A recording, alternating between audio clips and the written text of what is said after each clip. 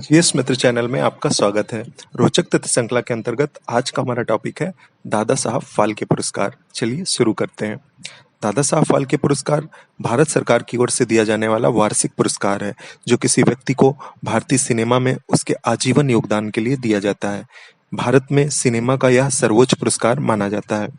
केंद्रीय सूचना एवं प्रसारण मंत्रालय द्वारा यह प्रदान किया जाता है। दोस्तों, इस पुरस्कार का प्रारंभ दादा साहब फाल्के के जन्म शताब्दी वर्ष 1969 से हुआ था और तब से लेकर अब तक यह पुरस्कार प्रतिवर्ष के लिए प्रदान किया जाता है। दोस्तों, दादा साहब फाल्के, जिन्हें प्रायः the father of Indian cinema कहा जाता है, यानी भारतीय सिनेमा का पितामह पुरुष, वह एक भारतीय फिल्म मेकर थे, फिल्म निर्माता थे और दादा साहब फाल्के ने ही भारत की पहली फिल्म राजा हरिश्चंद्र निर्मित करी थी और निर्देशित करी थी। वास्तव में राजा हरिश्चंद्र भारत की पहली फुल लेंथ फीचर फिल्म मानी जाती है और यह एक साइलेंट फिल्म थी, यानी मूक फिल्म थी।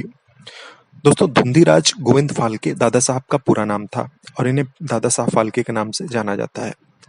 यहाँ एक बात और समझ लीजिए कि दादा साहब फाल्के के ही समय के दौरान एक अन्य शख्स थे, दादा साहब तोरणे, जिनका पूरा नाम था, दादा साहब तोरणे का पूरा नाम था रामचंद्र गोपाल तोरणे।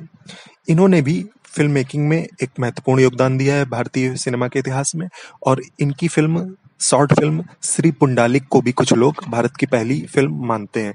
किंतु यहाँ यह ध्यान रखना होगा कि श्री पुंडालिक संभवतः एक शॉर्ट फिल्म थी। दादा साहब फाल्के पुरस्कार का संबंध धुंधीराज गोविंद फाल्के दादा साहब फाल्के से माना जाता है। दोस्तों, दादा साहब फाल्के पुरस्कार राष्ट्रीय फिल्म पुरस्कार के लिए आयोजित समारोह में राष्ट्रपति द्वारा प्रदान किया जाता है।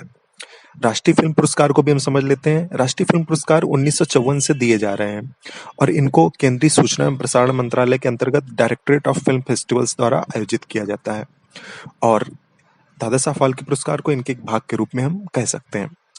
दादा साहब फाल्के पुरस्कार के अंतर्गत 10 लाख रुपए और स्वर्ण कमल प्रदान किया जाता है। अब हम कुछ प्रमुख विजेताओं की बात कर लेते हैं जिन्हें यह पुरस्कार मिला है।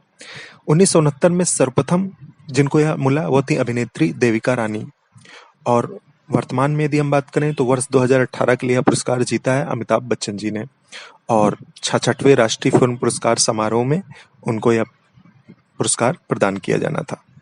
दोस्तों, कुछ महत्वपूर्ण विजेताओं की बात करें तो गीतकार मजरूह सुल्तानपुरी, संगीतकार नौशाद, फिल्म निर्देशक सत्यजीत रे, अभिनेता, निर्माता, निर्देशक वी शांताराम, निर्देशक ऋषिकेश मुखर्जी, निर्देशक श्याम बेनेगल, निर्देशक अदूर गोपाल कृष्णन, बंगाली निर्देशक मृणाल सेन इत्यादि को यह दिया गया है।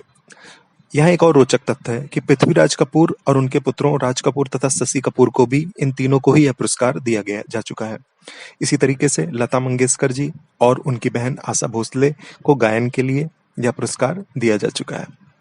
बी.आर. चोपड़ा और एस चोपड़ा दोनों ही भाइयों को उनके निर्माता और निर्देशक के रूप में किए गए महत्वपूर्ण कार्यों के लिए दिया जा चुका है यह पुरस्कार। दोस्तों, मरणोपरांत यह पुरस्कार पृथ्वीराज कपूर को 1971 में और विनोद खन्ना जी को वर्ष 2017 के लिए प्रदान किया गया था। अब हम बात करते हैं दादा साहब फाल्के पुरस्कार से मिलते जुलते नाम वाले कुछ भ्रामक पुरस्कारों की।